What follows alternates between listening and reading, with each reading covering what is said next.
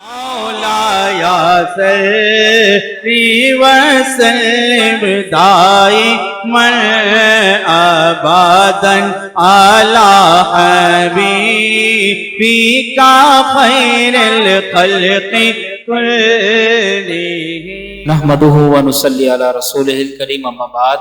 عزیزان محترم، آج کا جو واقعہ ہے وہ بخاری شریف میں موجود ہے اور حجت اللہ کتاب کے اندر بھی موجود ہے، اور یہ بھی ہمارے نبی کا ایک بڑا شاندار معجزہ ہے۔ آپ جانتے ہیں کہ ابو جہل دشمن اسلام تھا اور نبی کریم صلی اللہ تعالیٰ علیہ وسلم سے بڑی عداوت رکھتا تھا۔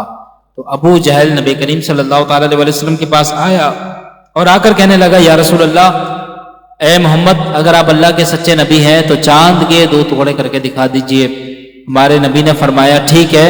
تو اللہ کے نبی صلی اللہ تعالیٰ علیہ وسلم نے اپنی انگشت مبارک سے چاند کی طرف اشارہ کیا، تو چاند حضور کی انگشت مبارک سے اشارہ پا کر 2 ٹکڑے ہو گیا، اور یہ دیکھ کر ابو جہل حیران رہ گیا، مگر وہ بے ایمان ہی رہا، ایمان لے کر نہیں آیا اور حضور کو جادوگر ہی کہتا رہا۔ دوستوں، میں پوچھتا ہوں، اس حکایت سے جو سبق ہے وہ یہ دیکھیں، حضور نے اشارہ فرمایا تو حضور کے انگشت مبارک سے وہ کون سی ریز تھیں، وہ کون سی ریڈیشنز تھیں جو چاند پہ جا کے ٹکرائیں اور چاند پر ہٹ ہوئیں تو چاند بریک ہو گیا، 2 ٹکڑے ہو گئے۔